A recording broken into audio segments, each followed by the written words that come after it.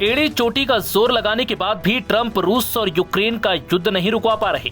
कई दौर की बातचीत और ट्रंप का दबाव भी रूस पर काम नहीं आ रहा। यही वजह है कि खुन्नस खाए बैठे ट्रंप ने अब रूस के खिलाफ अपने प्रतिबंधों को और सख्त करने की तैयारी शुरू कर दी है। दरअसल वाशिंगटन डीसी में गुरुवार को एक प्रेस कॉन्फ्रेंस के दौरान अमेरिका के राष्ट्रपति डोनाल्ड ट्रंप ने बड़ा ऐलान किया।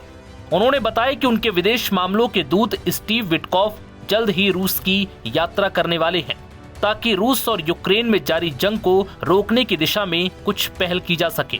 इस बीच ट्रंप ने इशारों में ये साफ कर दिया कि अगर रूस अब भी समझौते को तैयार नहीं होता तो फिर अमेरिका रूस के खिलाफ और कड़े प्रतिबंध लगा सकता है।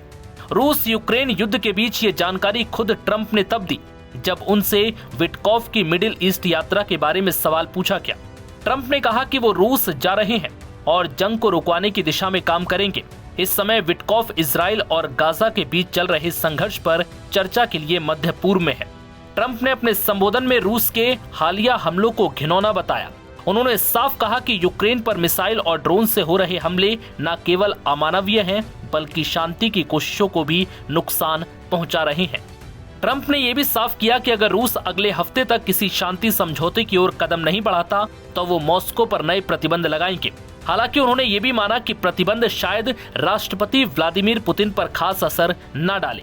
बता दें कि स्टीव विटकॉफ की पिछली रूस यात्रा अप्रैल में हुई थी, जहां उन्होंने क्रेमलिन में पुतिन से मुलाकात की थी, लेकिन वो बैठक किसी समाधान तक नहीं पहुंच सकी।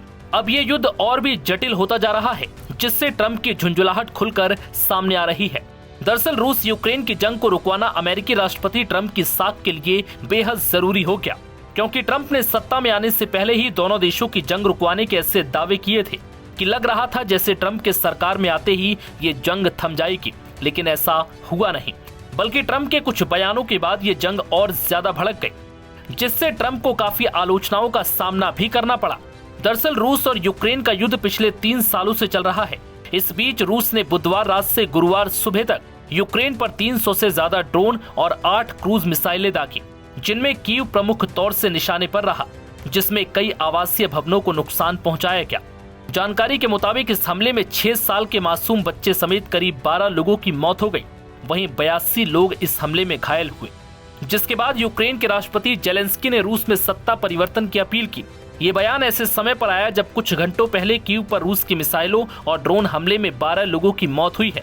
जेलेंस्की ने कहा कि रूस को युद्ध रोकने के लिए धकेला जा सकता है, लेकिन अगर दुनिया ने वहां की सत्ता को बदलने का लक्ष्य नहीं बनाया तो युद्ध के बाद भी मॉस्को पड़ोसी देशों को अस्थिर करने की कोशिश करता रहेगा।